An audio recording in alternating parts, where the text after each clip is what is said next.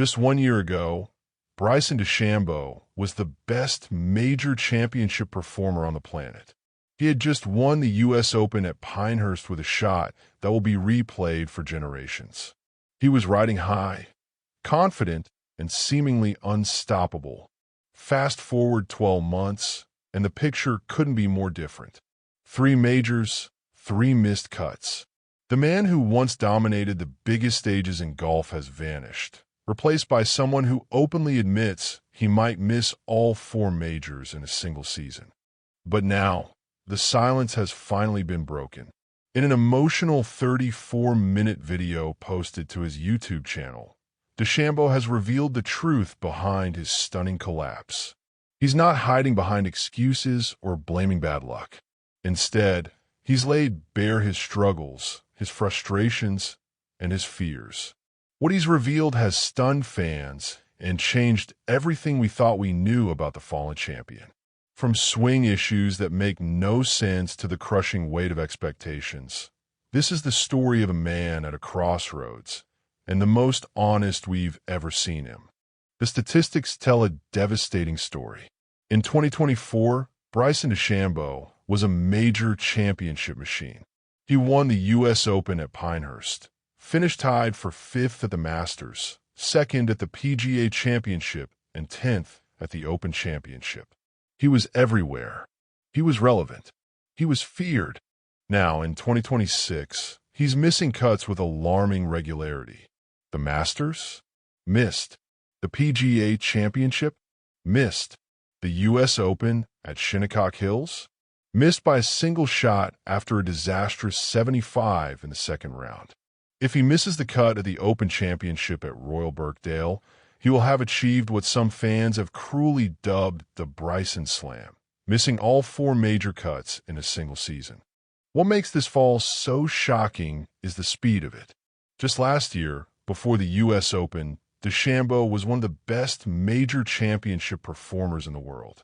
He had 7 major top 10s in the previous 3 seasons.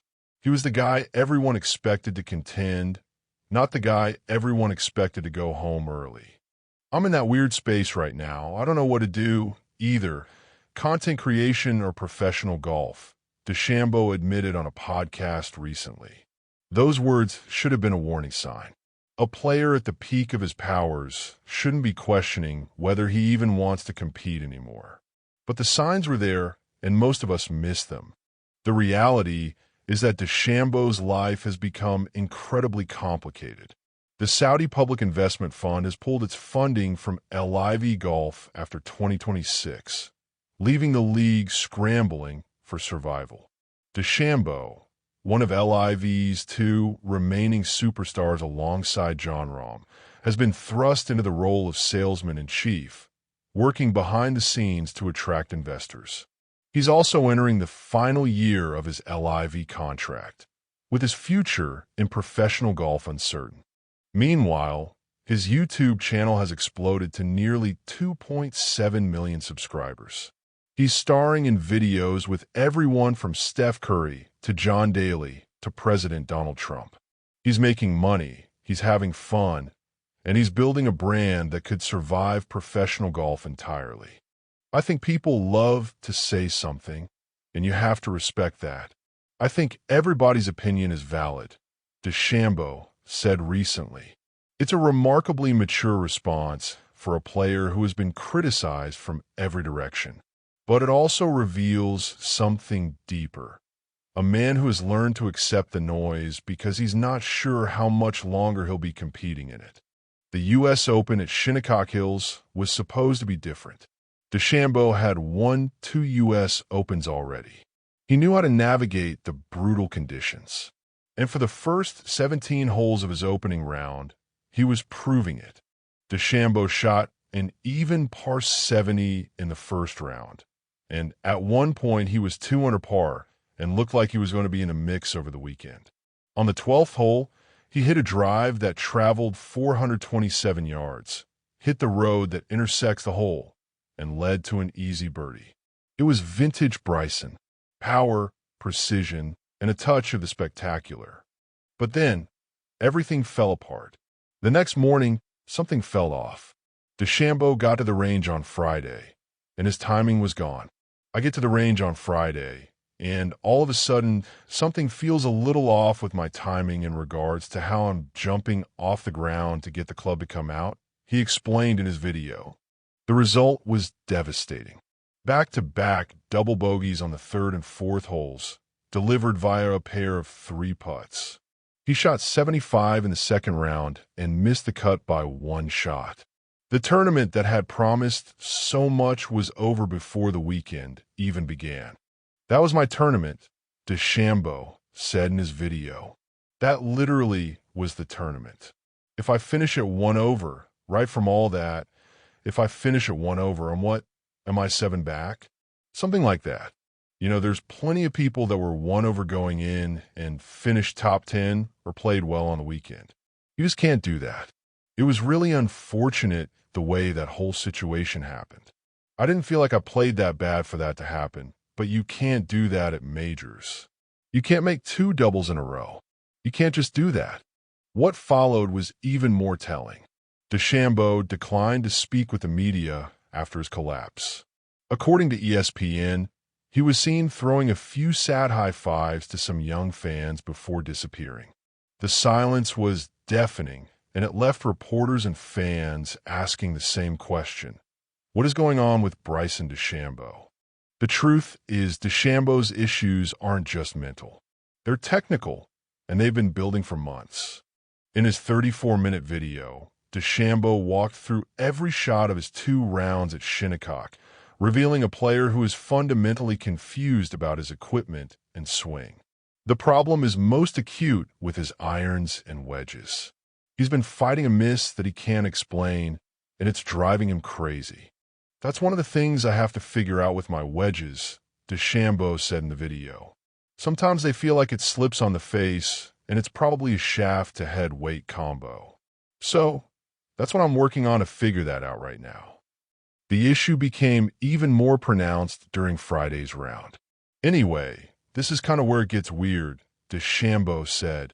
I get to the range on Friday, and all of a sudden, something feels a little off with my timing in regards to how I'm jumping off the ground to get the club to come out.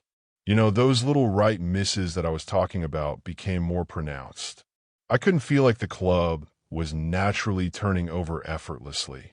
And yeah, it showed on 9, and I missed a horribly right. Felt late.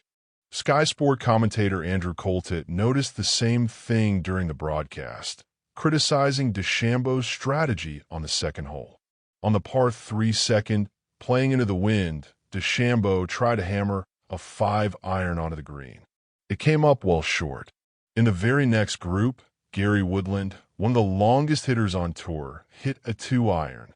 You are telling me that Bryson is 4 clubs longer than the longest man on tour? Coltett asked. Bryson has won this 2 times. The guy is a huge talent, but I can't help thinking he is just trying to muller everything. If it works, it's fine, but it's a game of percentages. DeChambeau's clubs aren't what they appear to be. All of his clubs have the same length shaft, so even his wedges are as long as most players' long irons. His 5-iron is more like Woodland's 2-iron. But Coltett's point was still valid. DeChambeau hits most of his shots at 100% power, with very little artistry or finesse. That approach works when everything is clicking, but when the timing is off, the result is disaster. The amount of effort I've put into understanding my golf swing and what makes a thing come out, what makes the golf club come out more effectively and more efficiently is mind-boggling, DeChambeau said in his video. But I haven't figured it out. I've been working with a great team. We just haven't cracked the code on why I did what I did at Greenbrier. The bigger question, the one that DeChambeau can't seem to escape, is whether he even wants to figure it out. DeChambeau's contract with LIV Golf expires at the end of 2026, and his future in professional golf is uncertain. Earlier this year, Brooks Koepka returned to the PGA Tour through the Returning Members Program, paying a $5 million fine and dealing with financial restraints. Patrick Reed is currently serving a 1-year suspension. DeChambeau was eligible for the same program, but declined to participate. Instead, he's been leading the charge to save LIV Golf. We were surprised that they pulled out as quickly as they did, DeChambeau said of the Saudi PIF's withdrawal. But that's okay. One door closes, another opens.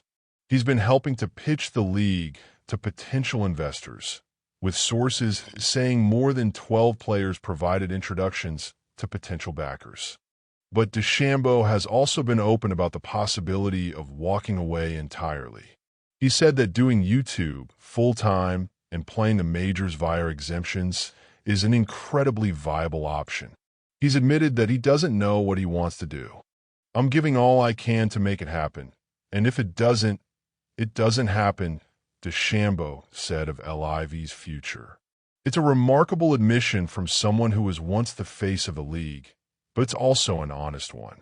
Former United States Ryder Cup captain Tom Lehman has argued that DeChambeau should have to work his way back up if he returns to the PGA Tour, including playing on the Korn Ferry Tour. "I don't care who you are," Lehman said. "And I love Bryson. I love him. I think he's one of my favorite players in the world.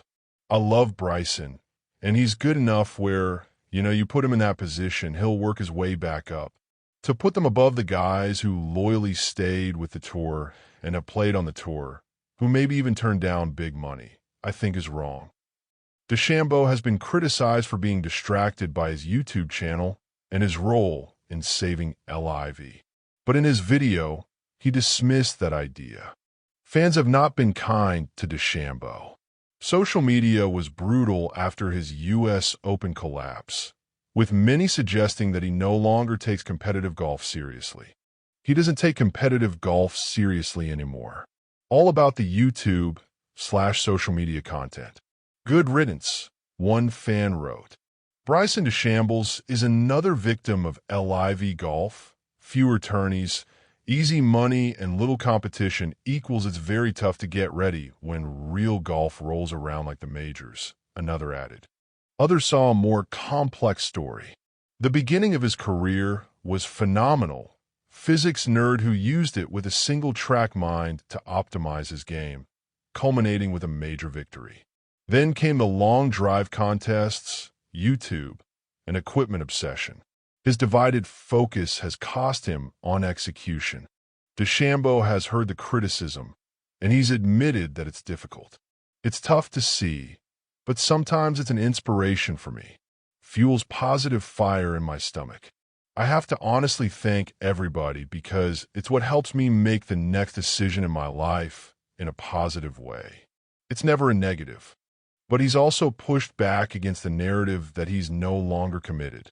"Everybody's going to have their opinion on it," he said. "But I can tell you I've been working harder on my game this past year after the Masters than I have in the past 3 years. Bryson DeChambeau faces a simple but terrifying reality. He has to figure out what he wants to be, and he has to do it fast. The Open Championship at Royal Birkdale is his next chance to prove he still belongs. If he misses another cut, he'll have missed all 4 majors in a single season. The humiliation would be complete, and the questions about his commitment would be impossible to ignore. "You got to keep going," DeChambeau said at the end of his video. "There's not much more I can do than that. It's a simple philosophy, but it's a powerful one." He's not giving up. He's not quitting. He's just trying to find his way back to the player he used to be. But will he? The answer depends on whether he can find his swing, settle his future, and rediscover the fire that made him a champion. It also depends on whether he wants to. Because for the first time in his career, Bryson DeChambeau has options beyond professional golf. His YouTube channel is thriving. His brand is strong. He could walk away tomorrow and still be a millionaire many times over. But walking away would mean admitting defeat. It would mean accepting that the best days of his golf career are behind him. And for a competitor like DeChambeau, that might be the toughest pill of all to swallow. Bryson DeChambeau has broken his silence, and what he revealed has changed everything we thought we knew about his collapse. The technical issues are real, and they're more complicated than anyone realized. The mental struggles are equally real, and they're compounded by uncertainty about his future. The man who once seemed to have it all figured out is now the man who can't figure anything out. But his honesty has also won him a measure of respect. He didn't make excuses. He didn't blame the media or the fans. He owned his failures and promised to keep working. Not good enough golf, he said simply. It's a devastatingly honest assessment from a player who has spent his career being anything but humble. Now, the questions remain. Can Bryson DeChambeau rediscover the form that made him a two-time U.S. Open champion? Is his heart still in professional golf? Or has he already moved on? And what does this dramatic fall from grace say about the pressures of modern golf, where the line between athlete and entertainer has never been blurrier? One thing is certain. The Bryson DeChambeau story is far from over. And the next chapter, starting at Royal Birkdale, might be the most important one yet.